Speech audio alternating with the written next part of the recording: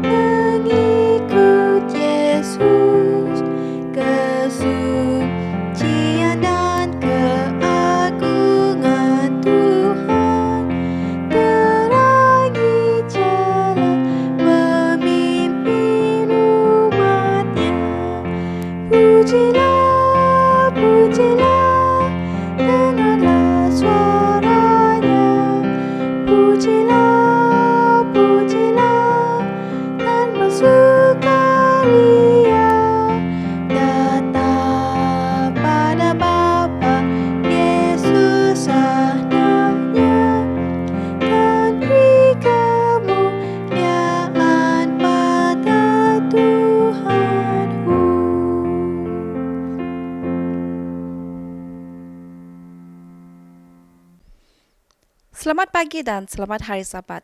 Tajuk berita mission kita pada Sabat ini ialah Mata Kail Besar, Dua Mukjizat Seorang Lelaki dari negara Mongolia. Aidan Nabat bekerja sebagai seorang tukang cangkuk di projek-projek pembinaan di negara Mongolia. Pada suatu hari, ketika saya selesai menanggalkan muatan di tingkat 3, mata kail besar tiba-tiba bergerak ke arah saya. Saya mengambil sebatang kayu besar dan cuba untuk menolak mata kail besar tersebut pada posisinya yang betul. Tetapi mata kail besar berayun ke arah saya dan menghentam saya dengan kuat. Lalu saya jatuh ke lantai. Saya masih ingat saya jatuh ke bawah dari tingkat 3. Kemudian saya tidak sedarkan diri. Hospital terletak jauh sekali dari tempat kami. Oleh itu, seorang doktor terpaksa dikejarkan ke tempat kami bekerja untuk memberi rawatan kepada saya. Beberapa jam kemudian, pada tengah hari itu, apabila saya sudah sedarkan diri, saya mendapati bahawa kaki saya patah dan tulang belakang saya telah cedera parah. Kami tidak dapat membawa kamu ke hospital kerana kecederaan kamu sangat parah, kata doktor bedah tersebut. Pada masa itu, negara Mongolia tidak semaju sekarang ini dan tidak mempunyai peralatan hospital yang canggih. Doktor tersebut tidak tahu apa sebenarnya kecederaan yang saya alami. Dia cuma memberitahu bahawa urat di tulang belakang saya tercedera. Akibat daripada itu, saya hanya boleh baring di katil kerana lumpuh kedua-dua belah kaki dan badan saya. Saya tidak dapat bergerak langsung. Aidarnabad mempunyai 8 orang anak dan anak sulungnya berada di grade 8 iaitu dalam tingkatan 1. Semua anaknya menyertai perjumpaan-perjumpaan yang dikelolai oleh seorang missionary. Walaupun anak-anaknya tidak beragama, dia tidak menghalang mereka menghadiri perjumpaan missionary tersebut. Saya tidak tahu apa yang telah terjadi, tetapi saya tahu mereka berdoa untuk saya. Oleh kerana doa mereka, saya telah beransur pulih dan sembuh. Kemudian saya mulai menjalani terapi. Saya meletakkan beberapa batang kayu dan tali di atas katil saya lalu saya mulai membuat latihan. Anak-anak saya sangat aktif dalam gereja Seventh-day Adventist dan saya suka menyanyi dalam gereja tersebut. Saya juga suka dengan acara-acara kebaktian Sabat di mana saya belajar Alkitab. Sebelumnya, saya suka minum alkohol, tetapi sekarang saya sudah berhenti. Ini adalah perubahan yang sangat besar sekali dalam hidup saya. Selepas beberapa tahun saya beransur pulih dan dapat berjalan, saya mulai mengalami kesakitan pada kedua-dua belah kaki saya. Doktor mengatakan yang saya mesti menjalani pembedahan tetapi pembedahan itu agak berbahaya. Doktor juga memberitahu yang tulang belakang saya telah rosak dan memerlukan perhatian serta rawatan perubatan dengan segera. Saya dan isteri saya berdoa sebelum dan selepas pembedahan. Pendeta-pendeta juga berdoa untuk saya. Selepas pembedahan dijalankan, saya tidak merasa sakit pada kedua-dua belah kaki saya lagi. Pembedahan saya berjalan dengan lancar dan sangat berjaya. Hari ini, tahun 2021, walaupun dunia dan negara saya sendiri mengalami lockdown oleh kerana pandemik COVID-19, saya serta keluarga saya sangat sihat dan bahagia. Saya sangat berbangga kerana keluarga saya adalah keluarga Kristian. Terima kasih atas sumbangan anda kepada persembahan Sabat ke-13, suku ke-4 2021 yang akan digunakan untuk membuka sebuah pusat kehidupan Advent di Ulaanbaatar, ibu negara Mongolia, di mana orang-orang awam yang berminat akan mendapat bantuan untuk belajar dan berusaha berhenti merokok dan belajar untuk membuat keputusan tentang cara hidup yang sangat penting untuk masa hadapan mereka. Terima kasih dan selamat Hari Sabat. Tuhan memberkati.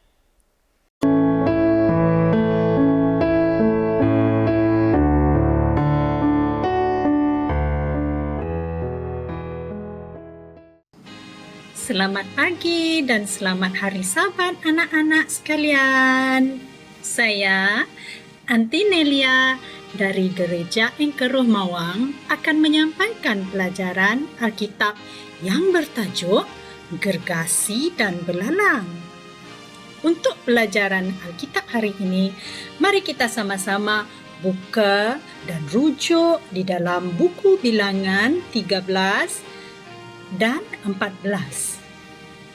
Tuhan telah beserta umat Israel apabila Musa membawa mereka keluar dari tanah Mesir. Namun, tiada satu pun antara mereka tahu akan hal itu. Tuhan juga telah menjadi awan teduh apabila panas di waktu siang dan menjadi awan cahaya dan panas pada sejuknya malam. Sebaik saja mereka tiba berhampiran dengan tanah perjanjian, Musa telah memanggil semua ketua di setiap suku seramai 12 orang untuk mengintip keadaan di tanah itu. Musa menyuruh mereka mengambil buah-buahan di tanah itu.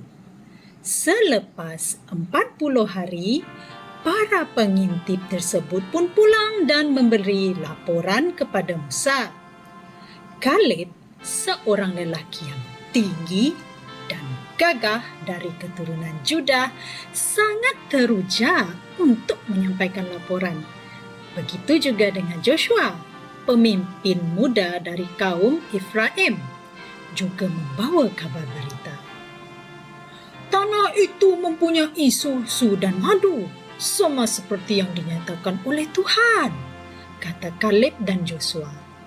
Kami juga membawa buah-buahan sambil menunjukkan gugusan anggur berserta buah-buahan yang lain.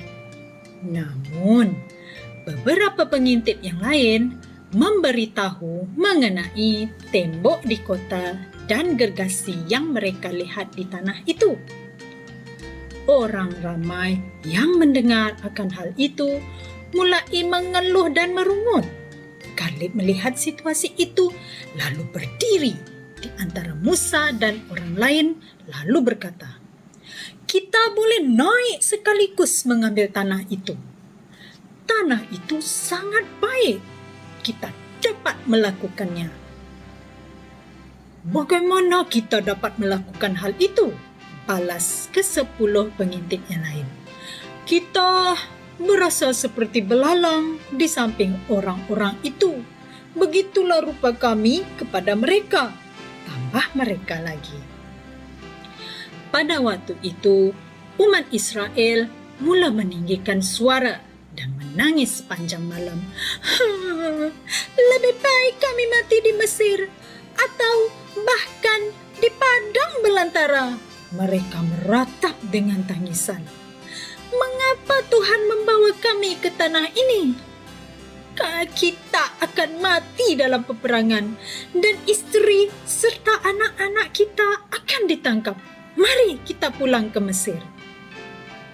Musa dan Harun pada ketika itu menjatuhkan muka mereka ke tanah. Kaleb dan Joshua juga tertekan dengan sikap umat Israel pada ketika itu yang kurang keyakinan terhadap Tuhan. Mereka terus mengoyakkan baju dan mengangkatkan tangan mereka untuk mendiamkan diri. "Tanah yang kita terokai itu sangat baik," kata kedua pengintip yang setia itu. "Jangan takut dengan orang yang tinggal di situ. Dengan pertolongan Tuhan, kita pasti akan dapat menawan mereka dengan senang. Tuhan beserta dengan kita," kata Kaleb sambil memandang ke arah orang ramai yang marah itu. Kaleb terus memberikan kata-kata semangat dengan memberitahu bahwa tanah perjanjian adalah tanah yang baik. Pemandangan yang sangat indah, kaya, penuh dengan makanan. Ia memerlukan 2 lelaki gagah untuk memikul segugus anggur. Bayangkan. Ya, mereka kuat. Bandar mereka dilindungi. Tetapi Tuhan beserta umat Israel. Tiba-tiba, tangisan dan rungutan mereka semakin bergilir-gilir. "Mari kita baling batu ke arah mereka," kata orang yang kurang percaya itu sambil menunjukkan ke arah Musa, Harun, Kaleb dan Joshua. "Baling batu! Baling batu!" Pada saat itu, cahaya yang mempesona menyebar terus di kemah suci. Orang-orang yang merungut itu berundur sambil menutup mata, ketakutan menggunakan tangan. Terdengar suara Tuhan berkata, "Oleh kerana kamu orang yang takut untuk masuk ke tanah itu, kamu tidak akan masuk ke situ. kamu akan bersiar-siar di padang gurun sehinggalah kamu mati. Tetapi anak-anak kamu yang akan menikmati tanah yang tidak kamu kehendaki itu. Tetapi Tuhan telah berjanji pada Kaleb dan Joshua yang akan memasuki tanah perjanjian itu, kerana mereka bercakap dengan penuh keyakinan. Sama seperti Kaleb dan Joshua, kita haruslah saling memberi dorongan serta sokongan di antara satu sama lain agar terus mengikuti Tuhan. Baiklah anak-anak, dalam pelajaran Alkitab hari ini terdapat 12 pengintip. Disebabkan mereka tidak mempercayai Tuhan, mereka takut untuk merampas tanah itu. Tetapi Kaleb dan Joshua sangat pasti bahawa mereka dapat menakluki tanah itu, kerana mereka tahu bahawa mereka yang akan menakluki tanah itu. Tuhan berpendapat bahawa mereka yang menjatuhkan semangat sesama sendiri tidak bersedia untuk masuk ke tanah perjanjian. Anti pun akan turut patah semangat kalau ada seseorang yang menjatuhkan semangat anti. Oleh itu anak-anak, adalah sangat penting kita menjadi seseorang memberi semangat. Baiklah, mari kita baca ayat hafalan kita di buku Ibrani 10 ayat 25 yang berbunyi begini. Marilah kita saling menasihati. Ibrani 10 ayat 25.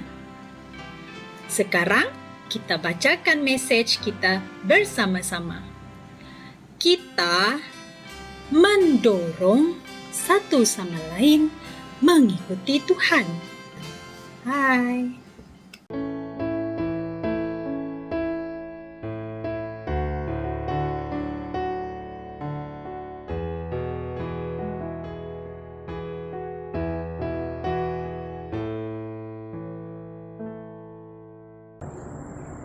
Selamat pagi dan selamat hari Sabat. Bertemu kembali untuk ringkasan Cornerstone Remaja pada Sabat ini, itu Sabat pertama, kuartal keempat 2021. Tajuk pelajaran kita, jadikan ia nyata. Untuk ayat inti kita diambil dari Lukas 19 ayat 41 dan 42 yang berbunyi, dan ketika Yesus telah dekat dan melihat kota itu, ia menangisinya. Katanya, wahai betapa baiknya jika pada hari ini juga engkau mengerti apa yang perlu untuk damai sejahteramu. Tetapi sekarang hal itu tersembunyi bagi matamu. Saudara dan saudari, di dalam buku tulisan Ellen G. White, yaitu buku Kerinduan Segala Zaman, muka surat 587 mengatakan, pada setiap abad diberikan kepada manusia hari terang dan hak istimewa, suatu masa pencobaan di mana mereka dapat diperdamaikan dengan Tuhan.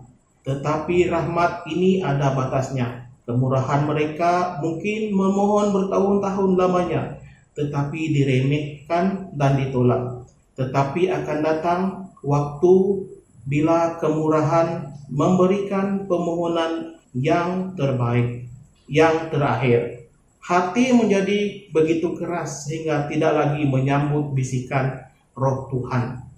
Kemudian suara yang manis dan merayu itu tidak lagi membujuk orang berdosa, dan teguran setiap amaran pun berhentilah. Tahukah Anda, pohon ara adalah jenis tumbuhan yang cukup istimewa kerana buahnya akan muncul terlebih dahulu sebelum daunnya. Semasa Yesus dalam perjalanan ke Yerusalem, dia menjadi lapar dan melihat sebuah pohon ara dan daunnya sangat lebat. Pada waktu itu musim buah pohon ara belum tiba. Tetapi apabila pohon ara memiliki daun yang banyak, itu bermaksud pohon itu akan menghasilkan buah yang banyak. Yesus mendapati bahwa tidak ada langsung buah ara pada pohon itu, dan dia mengutiki pohon tersebut. Tidak lama kemudian, para murid Yesus mendapati pohon tersebut telah mati. Adakah Yesus marah terhadap pohon itu? Tidak. Pohon ara yang tidak berbuah itu menjadi tanda amaran kepada mereka yang kelihatannya suci, alim, dan seolah-olah menghasilkan buah yang baik melalui perbuatan mereka. Tetapi perbuatan itu hanya untuk menunjuk-nunjuk kepada orang lain. Tuhan mau kita memastikannya dengan betul dan memastikan ia nyata. Pada pandangan lain, itu buku Perlindungan Segala Zaman, muka surat 599, banyak orang dipahat, digosok, dan diperindah dengan usaha mereka sendiri. Tetapi mereka tidak dapat menjadi batu-batu yang hidup, karena mereka tidak dihubungkan dengan Kristus. Tanpa hubungan ini, tidak seorang pun dapat diselamatkan. Sampai di sini saja ringkasan Cornerstone Remaja kita pada Sabat ini. Semoga kita berjumpa lagi dan Tuhan memberkati. Shalom. Selamat hari Sabat saudaraku yang diberkati dalam kasih Tuhan Yesus Kristus. Bersama dengan Anda, saya Pastor Sabat Dusit akan memimpin kita semua untuk mempelajari satu lagi pelajaran sekolah Sabat yang baru dalam kota keempat ini. Tema utama pelajaran sekolah Sabat pada kota yang keempat ini ialah kebenaran zaman ini dalam kitab Ulangan. Pagi ini, saya akan menyampaikan pelajaran pertama yang bertajuk Mukadimah Kitab Ulangan. Pertanyaan utama pelajaran kita pada pagi ini, saudara, kenapa perlunya kita mempelajari kitab Ulangan ini dan apa konteksnya dalam kebenaran pada zaman sekarang? Ayat hafalan di dalam 1 Yohanes 4 ayat 8. Barang siapa tidak mengasihi, ia tidak mengenal Allah, sebab Allah adalah kasih. Pendulan pelajaran kita. Kitab Ulangan adalah buku mengenai perjanjian dan juga kitab yang menceritakan pengalaman hidup orang Israel dalam konteks kebenaran dan keselamatan. Dan ini menggambarkan umat-umat Tuhan yang sedang menantikan tanah perjanjian yang sesungguhnya yang akan segera didapatkan oleh umat Tuhan. Kitab Ulangan adalah juga berisi amanat perpisahan Musa kepada bangsa Israel sebelum kematiannya.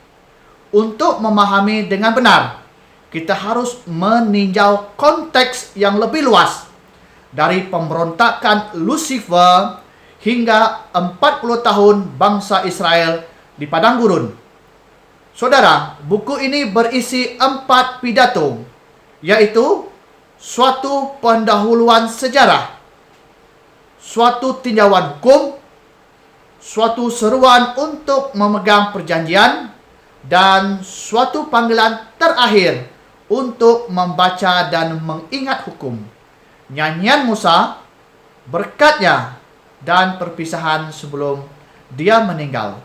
Secara ringkasnya, yang pertama, bangsa Israel telah memasuki tanah perjanjian akhirnya. Yang kedua, mereka diingatkan supaya mengingatkan apa yang telah Tuhan lakukan kepada mereka.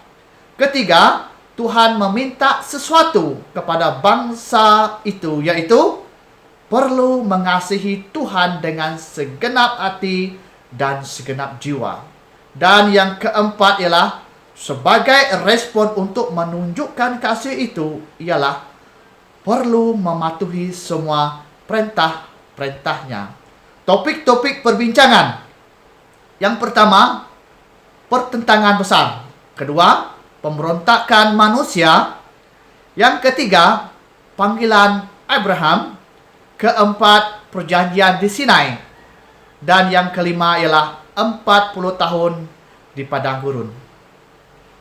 Kita pergi kepada topik yang pertama, yaitu pertentangan besar.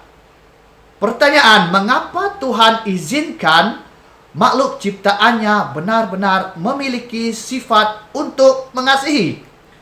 Yezekiel 28 ayat 15 mengatakan, engkau tidak bercela di dalam tingkah lakumu sejak hari penciptaanmu, sampai terdapat kecurangan padamu. Allah adalah kasih, segala sesuatu yang datang darinya adalah kasih. Dia inginkan semua ciptaannya mengasihi dia dengan sepenuh hati. Ulangan 6 ayat 5. Namun, hanya dengan kasih yang sukarela adalah kasih yang sesungguhnya. Oleh karena itu, Allah menciptakan makhluk yang merdeka dan berakal, yang dapat memahami dan memilih. Saudara, kebebasan dan kemerdekaan seperti ini akan mendatangkan satu risiko. Makhluk sempurna yang merdeka dapat memutuskan untuk berhenti mengasihi Allah, mempertanyakan kedaulatan Allah, dan memberontak melawan penciptanya. Begitulah bermulanya pemberontakan yang terjadi kepada Lucifer di surga suatu ketika dahulu. Dia adalah malaikat yang sempurna dan cantik serta mendapat kedudukan yang tinggi. Tetapi dia menginginkan kedudukan yang lebih tinggi lagi dan memberontak kepada penciptanya. Kita langsung kepada topik yang kedua, yaitu pemberontakan manusia. Apakah risiko mengenai kebebasan yang ada di dalam kasih itu, saudara? Kejadian 6 ayat 12 mengatakan kepada kita, Allah menilik bumi itu dan sungguh rosak benar, sebab semua manusia menjalankan hidup yang rosak di bumi. Sepertiga dari para malaikat mendukung pemberontakan Lucifer. Kita boleh lihat dalam Wahyu 12 ayat 4. Tetapi sayangnya, Adam dan Hawa juga memutuskan untuk mempercayainya daripada mempercayakan Tuhan. Pada saat itu, bumi terlibat dalam pertentangan yang sangat besar. Bumi dengan cepat dipenuhi dengan kebencian. Kejadian 4 ayat 8. Hampir semua manusia berhenti mengasihi dan menghormati Tuhan, dan semakin menyimpang. Kemudian Allah memutuskan untuk menghancurkan para pemberontak dengan air bah. Kejadian 6 ayat 13. Selepas air bah, namun manusia memberontak lagi, dan mereka mulai menyembah berhala dan menyombong, serta merasa bangga dengan karya mereka sendiri. Allah harus campur tangan sekali lagi. Allah menghancurkan menara Babel, mempersulitkan komunikasi mereka melalui bahasa yang berbeza, dan akhirnya mereka diserahkan ke seluruh bumi. Kejadian 11 ayat 5 sehingga 8. Pertanyaan kepada kita, apakah kita juga menggunakan pilihan kita dan memberontak kepada Allah? Pikirkan saudara hal ini. Topik yang ketiga, panggilan Abraham.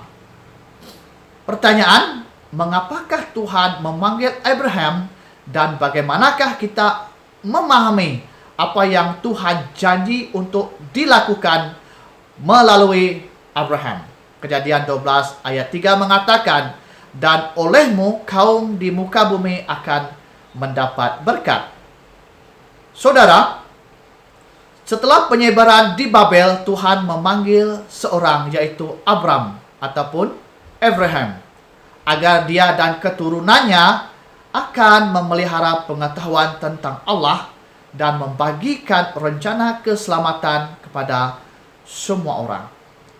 Keluarga Abraham bukanlah keluarga yang sempurna, dan mereka diperbudak di Mesir. Namun, Allah masih memegang kendali. Keturunan Abraham, yaitu bangsa Israel, hidup jauh dari kebenaran di tengah-tengah ketidaktahuan dan kesalahan mereka. Namun, Allah membebaskan mereka dari Mesir dengan tangannya yang kuat melalui hambanya, yaitu Musa. Misi mereka adalah untuk mewarisi tanah perjanjian dan menjadi terang yang akan memberkati semua bangsa lain. Kita terus kepada topik yang keempat, yaitu perjanjian di Sinai. Mengapakah Tuhan memanggil umat itu keluar dari Mesir? Keluaran 19 ayat 5 mengatakan kepada kita, "Jadi sekarang jika kamu sungguh-sungguh mendengarkan firman-Ku dan berpegang pada perjanjian-Ku, maka kamu akan menjadi harta kesayangan-Ku sendiri di antara segala bangsa, sebab Akulah Tuhan yang empunya seluruh bumi." Firman Tuhan. Saudara, pembebasan dari Mesir benar-benar peristiwa yang sungguh luar biasa. Darah anak domba di ambang pintu menandai awal dari pembebasan mereka, bangsa Israel itu. Kemudian laut terbelah. Allah memimpin umat-umatnya ke Gunung Sinai. Mukjizat demi mukjizat terjadi kepada bangsa itu. Tuhan membuat perjanjian khusus dengan mereka di sana. Perjanjian itu menetapkan komitmen untuk mematuhi 10 perintah dan hukum yang lainnya. Tetapi itu adalah perjanjian kasih karunia. Umat Israel istimewa karena Allah telah memilih mereka.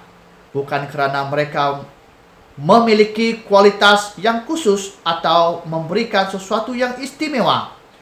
Orang Israel dengan sungguh-sungguh berkomitmen untuk memelihara perjanjian itu. Tuhan menggunakan darah lagi untuk mengesahkan perjanjian itu lagi dengan menyiramkan mereka dengan darah itu. Keluaran 24 ayat 7 sehingga 8. Kita langsung kepada topik yang terakhir, yang kelima, ialah 40 tahun di padang gurun. Apakah akibat dari kemurtatan bagi bangsa Israel itu? Ulangan 2 ayat 7 mengatakan, "Sebab Tuhan Allahmu memberkati engkau dalam segala pekerjaan tanganmu, yang memperhatikan perjalananmu melalui padang gurun yang besar ini. 40 tahun ini Tuhan Allahmu menyertai engkau, dan engkau tidak kekurangan apapun." Saudara, panggilan untuk menuruti Tuhan, memelihara hukumnya, bukanlah suatu yang berbentuk legalisme sama seperti sekarang juga. Akan tetapi, berulang kali bangsa Israel gagal memenuhi kewajiban mereka di dalam perjanjian itu. Ketidaktaatan umat Tuhan selalu terulang kembali setiap saat mereka mengatakan akan mengikuti, tetapi sayangnya malah selalu mereka ingkari. Meskipun orang-orang memiliki niat baik, mereka tidak dapat menepati perjanjian. Pertama kali Musa pergi, mereka membangunkan sebuah bahala dan menyembahnya. Kita boleh lihat dalam Keluaran 32 ayat 1. Jadi, Tuhan Allah menahan mereka di gurun selama 40 tahun sebagai hukuman, sampai generasi baru siap untuk mewarisi tanah perjanjian. Dan pada saat ini, manusia seringkali gagal untuk taat kepada Tuhan, yaitu gagal untuk mempercaya kepada apa yang Tuhan sudah katakan. Ketika mereka hendak memasuki Kanaan, mereka kehilangan iman, terlepas dari semua hal menakjubkan yang telah mereka buat. Mereka menolak untuk mentaati Tuhan Allah.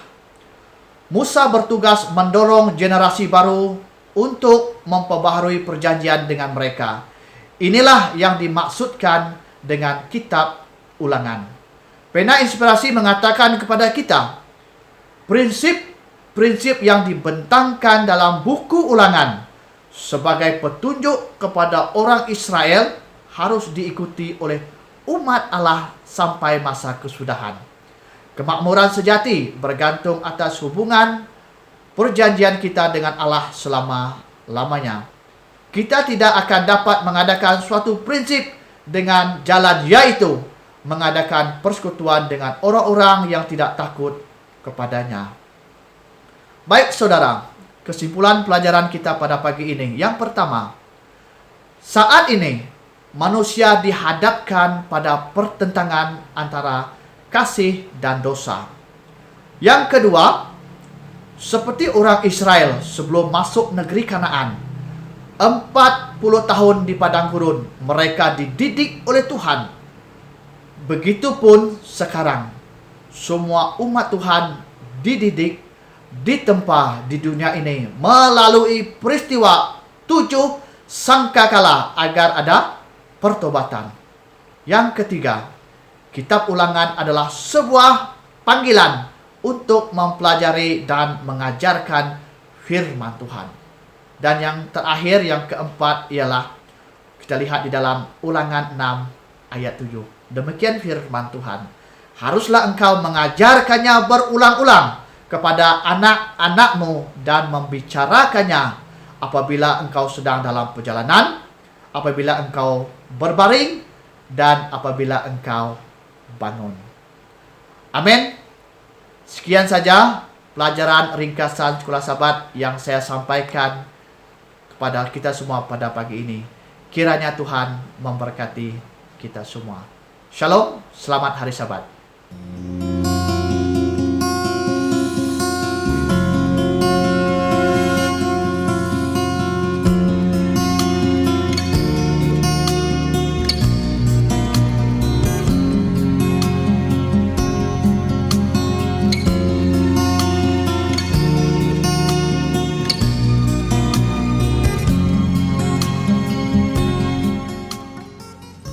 Selamat datang serta bertemu lagi dalam sesi kebaktian kedua. Doa persembahan dan persepuluhan kita pada Sabat ini akan disampaikan oleh Saudara Kenny Steven. Khotbah kita pada pagi ini akan disampaikan oleh Pendeta Duha berasal dari Indonesia. Selamat Sabat, mari kita berdoa. Tuhan Allah Bapa kami yang berada di kerajaan surga, pada hari ini Tuhan kami mengucap syukur dan berterima kasih, memuliakan nama Engkau sekali lagi Tuhan. Kau berkatilah pemberian dan perpuluhan kami ini supaya yang menjadi keberkatan, kebahagiaan dalam kehidupan kami. Supaya juga dapat menjangkau jiwa-jiwa yang di luar sana yang diselamatkan Tuhan dalam nama-Mu. Kau lancarkanlah segala perjalanan kami di dunia ini dan seharian kami juga Tuhan. Kami tidak minta lebih karena Engkau lebih mengetahui. Kami serahkan doa ini dalam nama Yesus menjadi juru selamat kami. Amin. Bapak Ibu Saudara-saudara yang dikasihi oleh Tuhan, kita bertemu kembali di Hope Media Sarawak yang kita cintai ini dalam ibadah pada saat ini.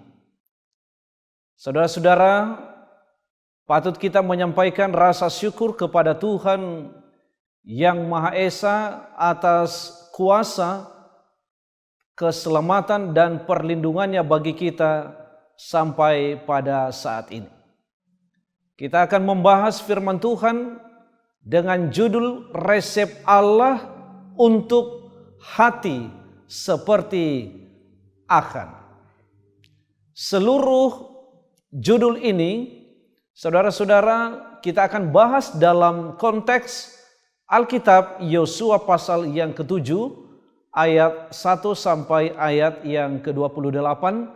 Jadi saya berharap saudara-saudara semua dapat mengambil Alkitabnya, kita akan bahas bersama-sama dan kita ambil bagian-bagian rohani yang terkandung di dalamnya supaya kita semakin setia kepada Tuhan.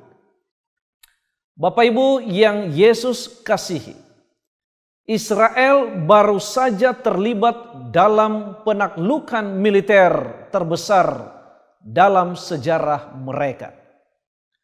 Mereka baru saja menyaksikan kekalahan yang luar biasa dari kota Jericho, dan mereka masih menikmati kemeriahan peristiwa tersebut.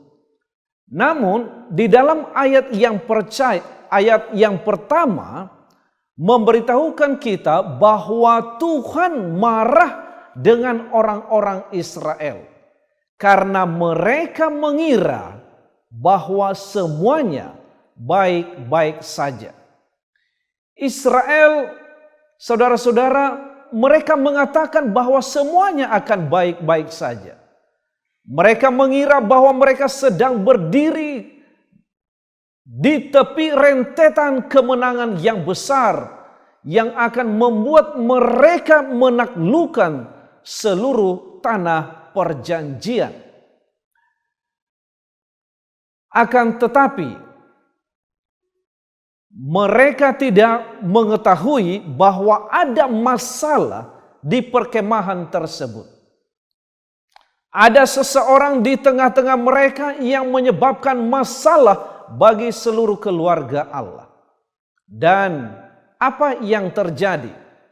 Saudara-saudaraku, Alkitab mencatat ketika salah satu anggota tubuh bermasalah, maka seluruh tubuh akan bermasalah.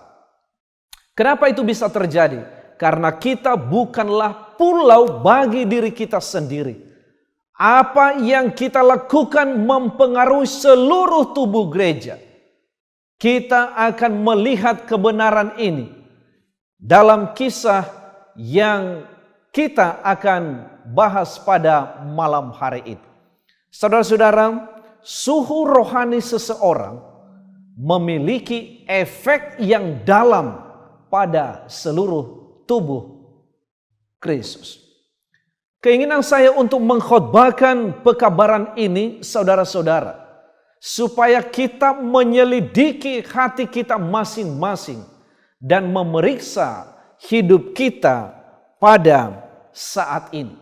Jika ada masalah dalam rohani kita, maka kita harus selesaikan dengan Tuhan masalah tersebut. Benar bahwa dosa menyebabkan masalah bagi orang lain dan bagi orang di sekitar kita. Membiarkan dosa masuk ke dalam hidup, mencoba untuk menyembunyikan dosa-dosa itu dan mencoba untuk menutupinya akan membawa rasa sakit dan masalah ke dalam kehidupan kita. Saudara-saudara, pernahkah saudara bahwa kita pernah menjadi seperti Achan? Tapi saya mau katakan Bapak Ibu Saudara-saudara, kita semua adalah seperti Achan di waktu ke waktu. Dosa kita menyebabkan sakit dalam hidup kita. Kita semua, sadar atau tidak sadar, mungkin pernah kita menjadi seperti Achan. Di dalam ayat yang kedua sampai ayat yang ketiga, terjadi kekalahan yang luar biasa di sana. Tetapi apa yang menyebabkan terjadi kekalahan itu? Yang pertama adalah, kalau saudara membaca ayat yang kedua sampai ayat yang ketiga, salah satu alasan utama oleh karena mereka percaya kepada diri mereka sendiri. Mereka tidak menganggap lagi bahwa ada satu oknum yang membawa kemenangan kepada mereka. Mereka percaya kepada diri mereka dan kepada kekuatan diri mereka sendiri. Dan inilah salah satu penyebab masalah kekalahan mereka. Saudara-saudara yang dikasihi oleh Tuhan, Israel adalah orang-orang yang percaya diri, tetapi pengamatan lebih dekat mengungkapkan bahwa kepercayaan mereka salah tempat. Di ayat yang ketiga, mereka merasa bahwa hanya sedikit prajurit yang dibutuhkan untuk mengamankan kemenangan di Ai. Orang-orang ini bersalah oleh karena mereka berpuas diri karena sebelumnya kemenangan atas kota Jericho. Saudara-saudara, Israel tidak menyadarinya, tetapi mereka hidup melalui salah satu masa paling berbahaya dalam hidup mereka. Saudara-saudara, waktu setelah kemenangan rohani yang besar adalah waktu yang sangat berbahaya. Seringkali seperti Israel, kita akan terlalu percaya diri dan percaya bahwa kita dapat menangani pertempuran apapun yang menghadang kita. Kita percaya seperti itu, dan biasanya saat itulah kita menderita kekalahan yang besar. Itulah sebabnya kitab Amsal pasal 16 ayat yang ke-18 menegur kita pada saat ini. Kecongkakan mendahului kehancuran dan tinggi hati mendahului kejatuhan. Saudara-saudara, keyakinan adalah hal yang baik selama kepercayaan seseorang ada di tempat yang benar.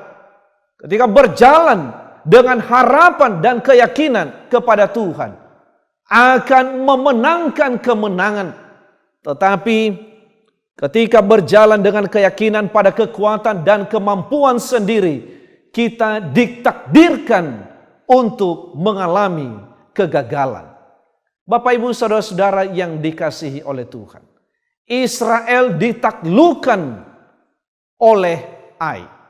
Ketika Israel pergi ke Ai, Israel menderita kekalahan yang mengerikan dan ada 36 prajurit yang tewas pada saat itu. Mengapa ini terjadi? Hal ini disebabkan karena beberapa kesalahan fatal yang mereka lakukan.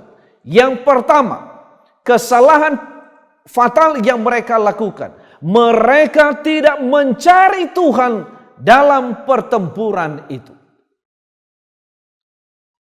Tidak ada dalam bagian ini yang bahkan mengisyaratkan bahwa Yosua dan Israel mencari kehendak Tuhan untuk berurusan dengan Ai. Mereka bahkan tidak berdoa tentang masalah itu. Jika ya, Tuhan akan mengungkapkan masalahnya sebelum orang-orang itu meninggal. Berapa kali kita bersalah karena melompati Tuhan dan kehendaknya. Kita akan terburu-buru dalam hidup dan percaya Tuhan untuk menyelamatkan kita dari kekacauan di mana kita menemukan diri kita sendiri. Saudara-saudara, jauh lebih baik untuk berkonsultasi dengan Tuhan sebelum kita membuat kesalahan daripada mengharapkan Dia untuk membereskan kekacauan setelahnya. Yang kedua, kesalahan mereka. Mereka tidak membawa tabut perjanjian dalam pertempuran itu. Saudara-saudara, tabut menandakan kuasa Tuhan hadir bersama dengan mereka. Tetapi mereka tidak membawa tabut itu bersama dengan mereka. Yang ketiga, akhirnya Israel memiliki keyakinan pada kekuatan mereka sendiri dan percaya apa yang dapat mereka lakukan. Saudara-saudara, Israel pada saat itu mereka berjumlah besar. Kota Ai itu kota yang kecil, tetapi mereka menganggap sepele terhadap Ai. Saudara-saudara, berapa kali kita menderita kekalahan di tangan musuh kita karena kita juga percaya kita mampu dan bahwa kita bisa menyelesaikan pekerjaan. Kita semua membutuhkan Tuhan. Jika kita berjalan dalam kemenangan rohani dalam kehidupan kita, karena kita tidak bisa berbuat apa-apa kecuali kita bergantung sepenuhnya kepada Tuhan. Yohanes pasal 15 ayat yang kelima. Saudara-saudaraku, hal ini membuat Israel bingung. Mereka menjadi takut atas kekalahan itu. Dan memang dosa membuat masalah ketakutan. Tidak ada yang lebih benar dalam kehidupan orang percaya sementara ada dosa di tengah-tengahnya. Apakah saudara pernah mengalami saat-saat seperti ini dalam kehidupan rohani kita? Israel tidak tahu pada titik ini apa yang salah. Yang mereka tahu adalah bahwa mereka baru saja mengalami kekalahan pertama mereka. Ini adalah kekalahan yang sangat menyakitkan sekali. Dalam ayat yang ke-6 sampai ayat yang ke-15, Yosua bereaksi. Apa reaksinya? Reaksinya adalah dia memohon kepada Tuhan apa yang salah. Tetapi saudara-saudara, ya, sepertinya dia menyalahkan Tuhan. Tetapi saya mau katakan kepada saudara, setelah tragedi ini terjadi, Yosua menemukan dirinya di hadapan Tuhan dalam doa. Dan doanya berasal dari dalam hati yang paling hancur. Namun ada juga sedikit kemarahan dan tuduhan terhadap Tuhan. Sepertinya ia mempersalahkan Tuhan karena Tuhan tidak memberitahukan sebelumnya. Setelah kita membuat keputusan yang membawa konsekuensi yang mengerikan, sudah terlambat untuk memainkan permainan menyalahkan. Selain itu tidak pernah ada waktu yang tepat untuk menuduh Tuhan atas apapun. Ketika ada tragedi dalam hidup kita, kita perlu lihat ke dalam dan lihat kemana masalahnya. Saudara-saudara, ketika ada kekurangan kekuatan dalam hidup kita, masalahnya bukan pada Tuhan, bukan pada orang lain. Masalah ada pada diri saudara dan saya. Hal yang sama berlaku di gereja ketika ada kekalahan dalam gereja dan jiwa-jiwa tidak diselamatkan dan kebaktian menjadi tumpul dan tidak bernyawa. Kita tidak perlu menyalahkan Tuhan. Dia sudah melakukan bagiannya. Masalahnya selalu menjadi masalah di dalam diri kita sendiri. Saudara-saudara, Tuhan memberitahukan masalahnya. Dia mengatakan kepadanya bahwa ada dosa di perkemahan Israel.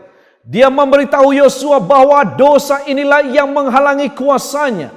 Dan itulah yang menyebabkan kekalahan mereka. Tuhan memberitahukan masalah yang terjadi kepada bangsa Israel, yaitu tentang dosa. Saudara-saudara, Tuhan tahu tentang dosa-dosa kita. Tuhan membenci dosa-dosa kita. Tuhan memiliki rencana untuk dosa-dosa kita. Tuhan akan menghukum dosa-dosa kita.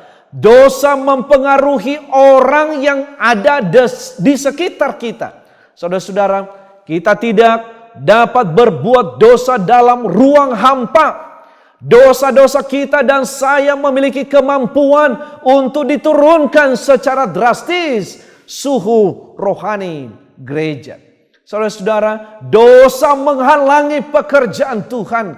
Dan dosa itu di dalam ayat yang ke-13 harus diselesaikan dan juga ditangani. Saudara-saudara, seringkali masalah terbesar yang dihadapi oleh gereja datang dari dalam dan bukan dari luar.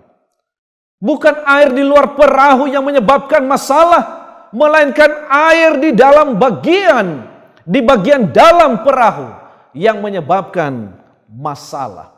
Hal yang sama berlaku untuk gereja. Dunia dan iblis benar-benar tidak dapat melakukan kerusakan pada gereja. Tetapi seseorang di dalam gereja yang keluar dari barisan, dan inilah yang menciptakan masalah. Dan apa yang terjadi? Ayat 16 sampai 28 memberitahukan kita tentang kematian akibat dari dosa ini. Dalam ayat-ayat ini upah dosa ditampilkan dengan jelas untuk dilihat semua orang.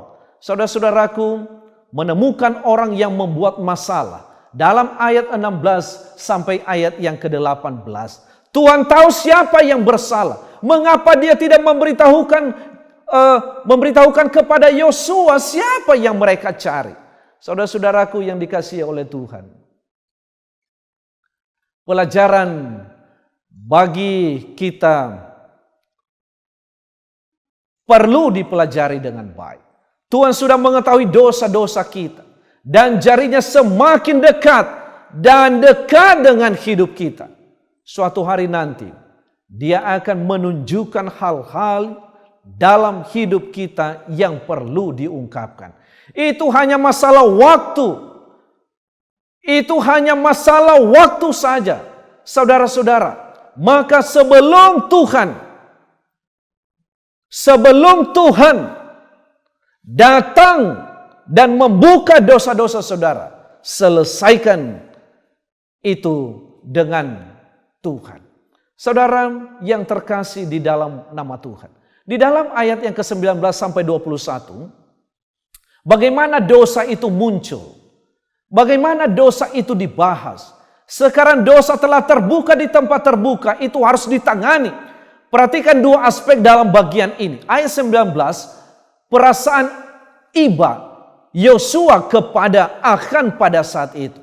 Dia datang berbicara kepada Achan. Tetapi saudara-saudaraku yang dikasihi oleh Tuhan, setelah ia berbicara kepada Achan dan Achan mengakuinya bahwa ialah yang menyebabkan masalah di tengah-tengah bangsa Israel. Meskipun Allah membenci dosa dengan seluruh keberadaannya, ia tetap mengasihi orang berdosa itu.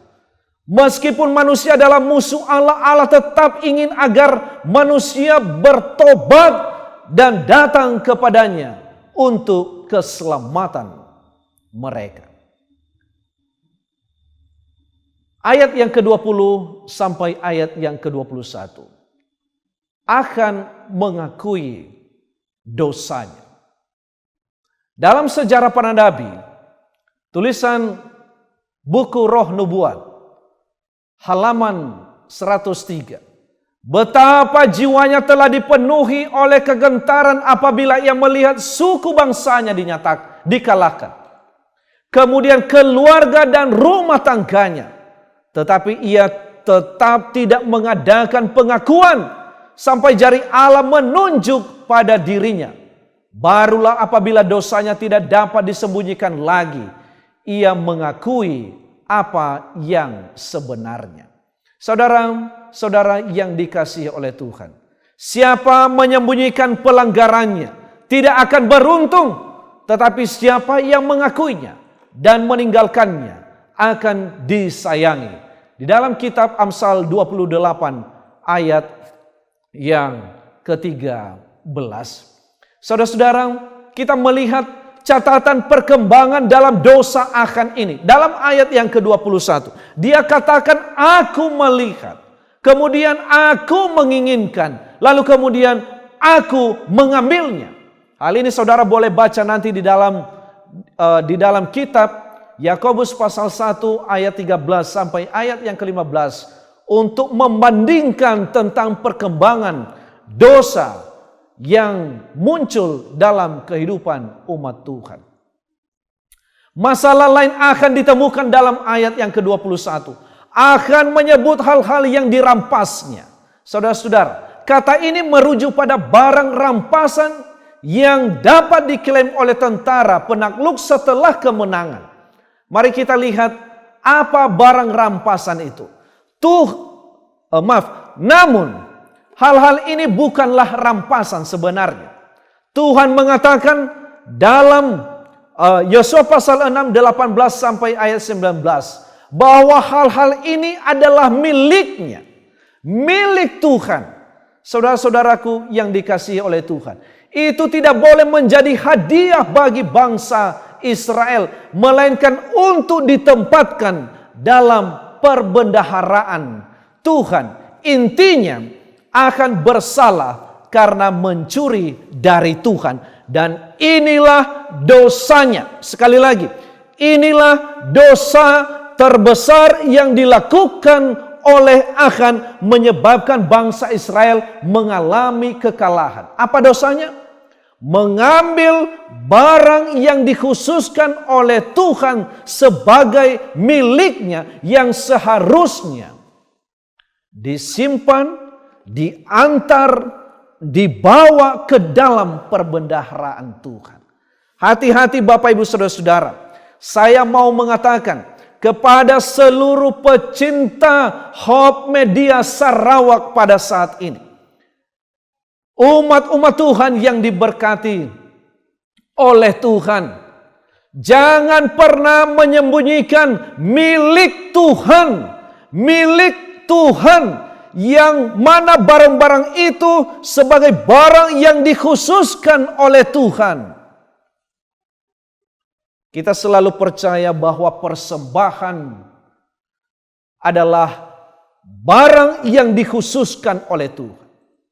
Persembahan kita, perpuluhan kita, persembahan yang lainnya yang Tuhan titipkan kepada kita. Saudara-saudaraku yang dikasihi oleh Tuhan, Ia memintamu untuk mengembalikannya, tetapi jangan menjadi seperti Achan, mau menyembunyikan barang-barang kepunyaannya itu di bawah tenda saudara. Mungkin saudara menyimpannya di bawah bantal. Mungkin saudara menyimpannya di lemari saudara. Atau mungkin menyimpannya di bank dan lain sebagainya. Padahal itu adalah milik Tuhan. Saya mau katakan kepada saudara-saudara, resikonya sangat besar. Resikonya sangat besar. Oleh sebab itu sebelum Tuhan menunjukkan dosa-dosa saudara, maka kembalikanlah itu milik kepunyaan Tuhan. Jangan pernah menjadi seperti Achan. Saudara-saudaraku yang terkasih di dalam nama Tuhan, perhatikan ini baik-baik. Akan menguburkan barang-barang di tendanya yang tidak bisa ia gunakan. Menggunakannya berarti mengungkapkan karakternya. Dan apa yang terjadi? Ayat 22 sampai ayat yang ke-26. Akan dihukum dengan miliknya dan dilempari dengan batu. Saudara-saudara, saudara perhatikan ini. Dalam ayat-ayat ini, akan dihukum dengan miliknya dan dilempari dengan batu. Apa yang menjadi miliknya Bapak Ibu Saudara-saudara? Istrinya, anak-anaknya, kambingnya, dombanya, kudanya, semua orang-orang yang ada di sekitarnya pada saat itu dikumpulkan dan dilempari dengan batu. Akhirnya tidak ada yang bisa menjadi bagian yang dimiliki oleh Achan. Hati-hati saudara-saudara. Beginilah akibatnya kalau kita menjadi Achan dan mengambil bagian milik Tuhan yang Ia telah khususkan untuk dibawa ke dalam perbendaharaan Tuhan. Amsal 13 ayat 15. Akal budi yang baik mendatangkan karunia, tetapi jalan pengkhianat-pengkhianat mencelakakan mereka.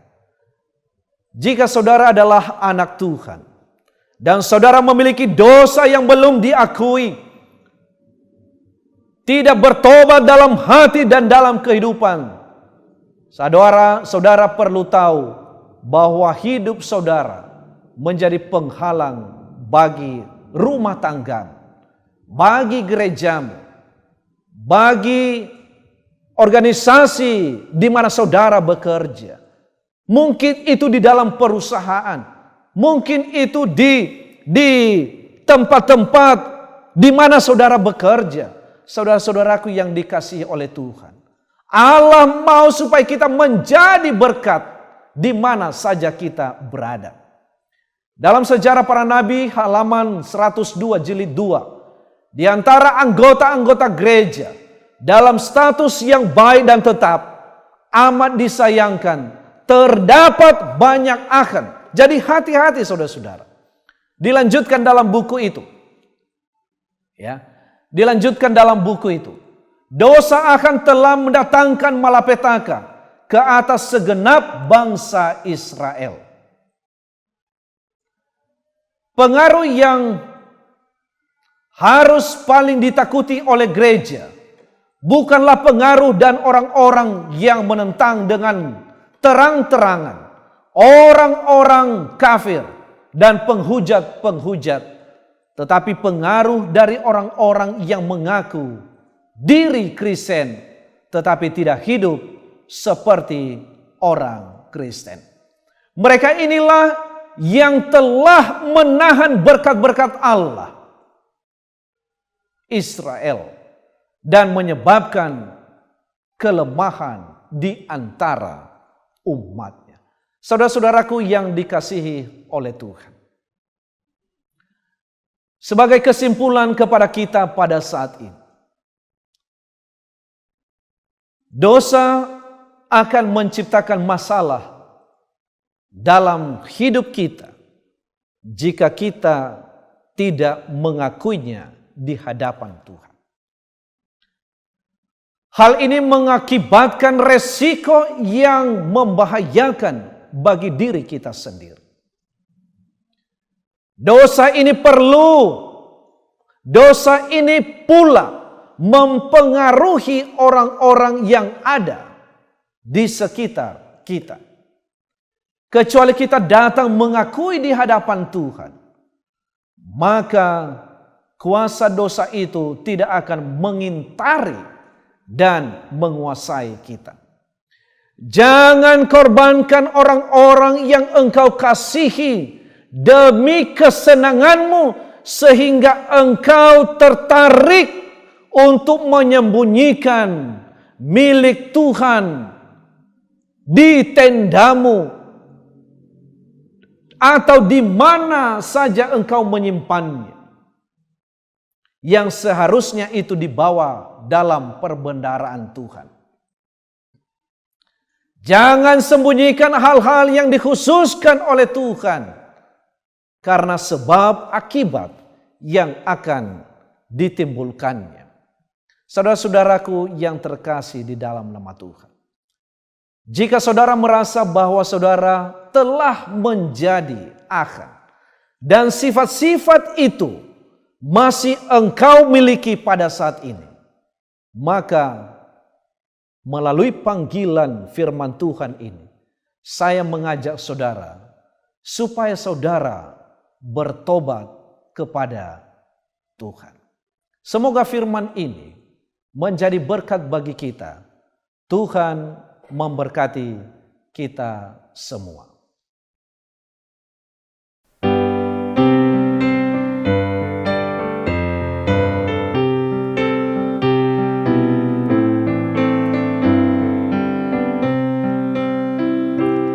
Tuhan jadi pemimpinku, syukur ku berikan padanya. Di mana aku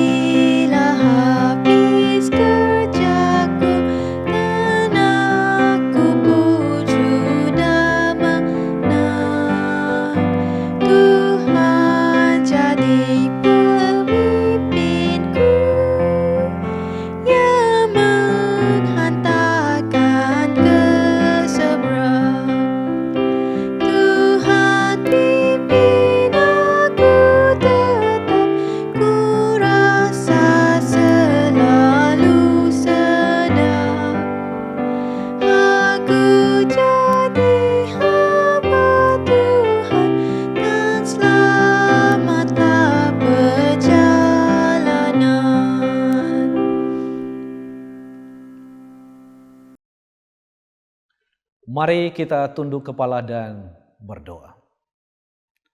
Terpujilah nama Tuhan Allah yang kami sembah, yang sudah memberkati kami dalam ibadah kami pada saat ini.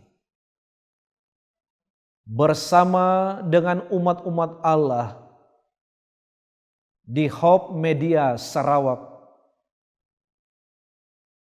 kami mohon kepadamu Tuhan, firman ini dapat menegur kami dan menasehatikan, supaya kami tidak menyebabkan masalah dalam kehidupan kami yang mempengaruhi orang-orang yang kami cintai di mana saja kami berada.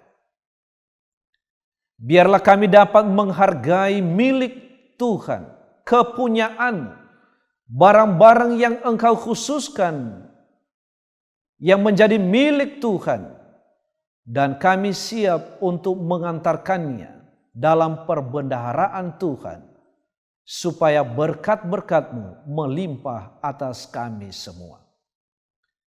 Biarlah berkat ini menjadi bagian-Mu seumur hidup-Mu, bila mana Engkau baik-baik mendengarkan suara Tuhan pada saat ini dalam ibadah ini.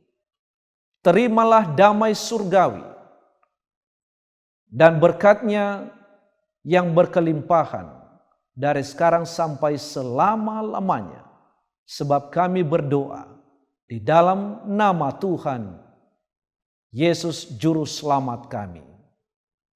Amin. Terima kasih kepada semua yang telah mengikuti kebaktian online kita pada Sabat ini. Semoga mesej yang telah disampaikan memberi manfaat kepada semua kita yang mendengar, dan semoga ia dapat mendorong kebangunan rohani setiap kita. Terima kasih, selamat hari Sabat, dan semoga Tuhan memberkati.